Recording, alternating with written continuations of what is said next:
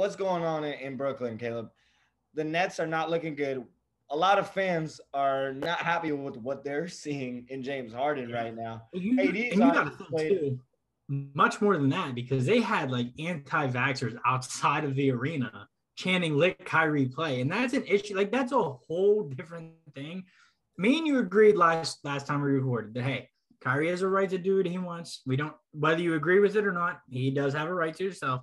Now it's affecting the point where you have extra security outside of Nets games because people are literally chanting and trying to break in, yelling "Let Kyrie play." That's a And you big bring issue. that in, you bring that up, and that might be in jest, but I will say this: with those people being there, you can call it whatever you want. Everyone wants to laugh at it on Twitter, whatever, whatever. But at some point, does that not become a distraction for the Nets? Like, I know everybody wants to act like, yeah, well, there's people outside, whatever, whatever, anti-vaxxers. That still affects your team because Yeah. the whole Kyrie situation is still going on. Kyrie's still not there. He's still taking up 30 plus million. And I saw some Brooklyn fans were saying, you either got to trade him or you got to make like tell him he's got to get vaxxed. Because Yeah. at this point, that's $30 million on the cap. Yeah. That's just being wasted. Yeah. And like everybody says, well, he has a right to his choice. So does his employer, right? The Brooklyn Nets come out and say, get vaccinated or we're trading you. It's that simple because at a certain point, that's $30 million that you could spend elsewhere, but you're losing it because he doesn't want to play. And you know who's benefiting from it? James Harden, because he's playing horrible out there, right? He's not doing any help on the court. What Brooklyn's 1-2, and James Harden is averaging 3 free throws a game through 3 games. That's 9 total free throws. He averaged like 8 a game all last year. Oh, like the past 5 years, he's averaged 8 a game. He's not playing normal, and we get it. The calls aren't coming his way. They're cutting back on those calls, right? But it's not even that. He's not playing anything like his old self. Like he looks very uncomfortable out there.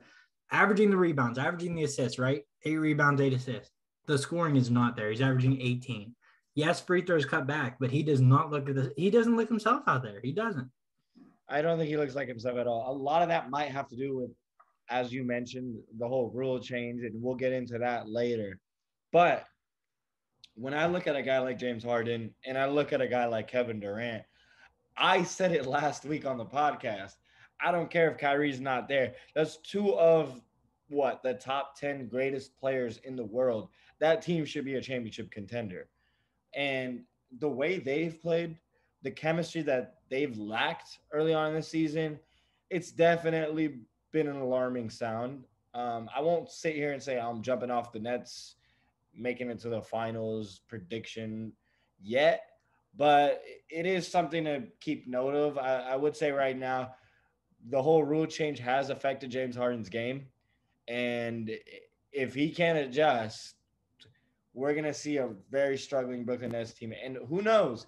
We all talked about it last year. And I have a whole 2 year thing where I say every team needs 2 years in order for them to get good, whether that's a new coach, whether you're bringing on a new star player. We saw it with the Miami Heat. We've seen it with the San Antonio Spurs. We've seen it with the Celtics. We saw it with the Lakers. It happens all the time. But what is surprising to me is the fact that they've gotten from here in the playoffs and now they just look all out of sorts. And I saw somebody bring this up. Maybe Kyrie was the glue that kept them together. That could have been the thing. And we really don't know. I think we won't know until this offseason, this next offseason, Yeah. what type of impact Kyrie had. But I will say I would love to see a 30 for 30 on what the hell is going on in that Nets locker room. Because imagine this, Caleb. If you're Kevin Durant, how do you feel right now? You left Steph Curry.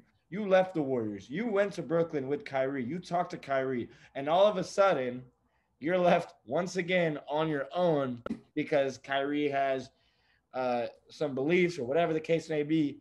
And now you're on your own. How do you feel if you're Kevin Durant?